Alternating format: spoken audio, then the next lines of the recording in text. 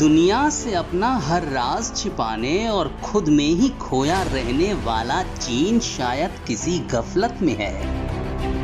चीन को लगता है कि दुनिया में तरक्की सिर्फ वही कर रहा है, बाकी देश तो गड्ढे खोदने और भैंस चराने में व्यस्त हैं।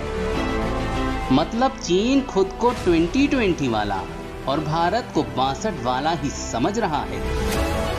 शायद यही सोचकर उसने तिब्बत में अपने सैनिकों को ट्रेन करने के लिए मार्शल आर्ट ट्रेनर भेजे हैं।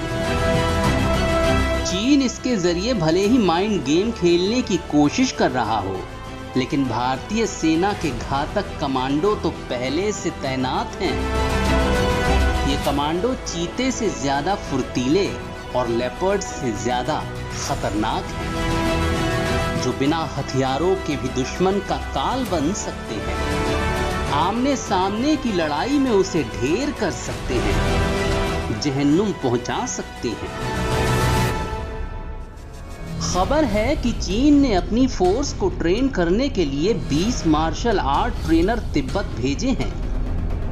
15 जून को हुई खूनी झड़प से पहले भी चीन ने तिब्बत के स्थानीय मार्शल आर्ट क्लब से भर्ती लड़ाकों को सेना की डिवीजन में तैनात किया था, मगर वो ऐसा हमला था जिसके लिए भारत उतना चौकन्ना नहीं था।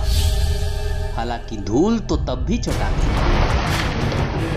दरअसल भारत और चीन के बीच 1996 में हुए समझौते के मुताबिक LAC से 2 किलोमीटर के दायरे में न फायरिंग की जाएगी, न ही किसी तरह के खतरनाक रासायनिक हथियार, बंदूक, विस्फोटक की इजाजत होगी।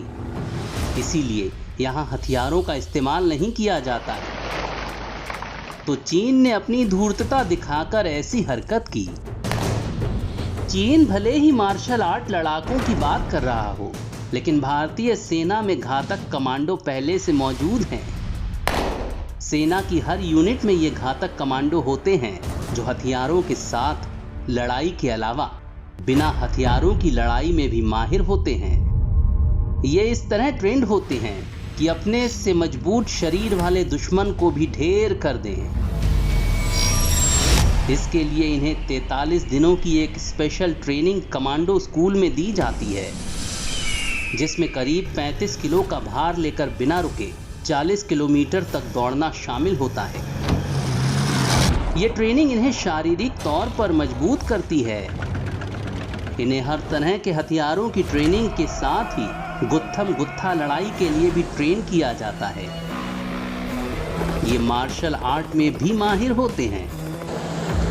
कमांडो स्कूल की ट्रेनिंग के बाद भी जब ये यूनिट में तैनात होते हैं तो वहां भी इनकी ट्रेनिंग होती है। हाई एल्टीट्यूड वाले इलाकों के लिए अलग तरह की ट्रेनिंग और रेगिस्तानी इलाकों के लिए अलग तरह की ट्रेनिंग होती है। यूं तो एक यूनिट में घातक टीम में एक ऑफिसर, एक JCO सहित करीब 22 जवान होते हैं, लेकिन लगभग एक पूरी घातक टीम बैकअप में भी होती है। इस तरह एक यूनिट में हर वक्त 40 से 45 घातक कमांडो होते हैं। तो चीन अगर अपने मार्शल आर्ट ट्रेनर को भेजकर ये समझ रहा है कि ये कोई हॉलीवुड की फिल्म है और वो करतब दिखाकर हवा में उड़कर भारतीय सेना को डरा लेंगे, तो चीन की गलतफहमी भी दूर हो जाएगी जब हमारे ये घातक कमांडो उसके सैनिकों के सामने होंगे।